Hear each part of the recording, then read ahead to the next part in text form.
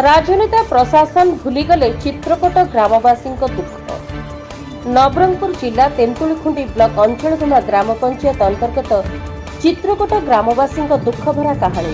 उक्त चित्रकोट ग्रामर मुख्य आरटी रास्ता चर्च छकठारू स्कूल जाए रास्तार अवस्था कहले न सरे। आपण माने देखि पारुथिबे अदिनिया वर्षार एभली कादुआ पचपच, ताहले वर्षा दिन रे रास्तार अवस्था किभली आपण सहजरे अनुमान करि पारुथिबे। कुनी कुनी पिला स्कूल जीवा आसिबारे केते कष्ट पाउथिबे ताहा चिंतार विषय। चित्रकोट ग्रामर नीतिदिनिया जीवन प्रति यह एक दुखद घटना। हाँ आज्ञा, यही घटना आज कि कालीर कथा नुहे। दीर्घ 30 वर्ष धरी पक्का रास्ताटी पे संग्राम करि आसुछंती चित्रकोट ग्रामवासी। किछि वर्ष तले रास्ता उपरे धान रुआ करी सरकारक दृष्टि आकर्षण कराइबाकू चेष्टा करिथिबा प्रकाश करिसंती।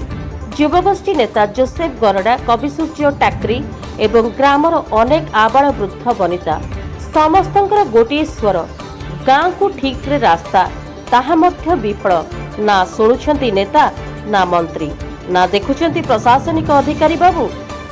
बड़ दुख भरा कहानी सतरे, जेमिति स्वाधीनतार स्वाद ए जाए चाखी पारिलेनी चित्रकोट ग्रामवासी। केबे सुनिबे नेता और प्रशासनिक अधिकारी यह देखिबाकू बाकी रहिला। एपटे नेता माने लोकंक दुखरे स्टेज रे कांदी पकाउछंती। सरकारंकर माळमाळ योजना किंतु प्रकृत रे एहार ओलटा बोली साधारण रे असंतोष परिलक्षित हेउछि। नवरंगपुर हरिहर शतपथीଙ୍କ रिपोर्ट, रिपब्लिक ओडिशा।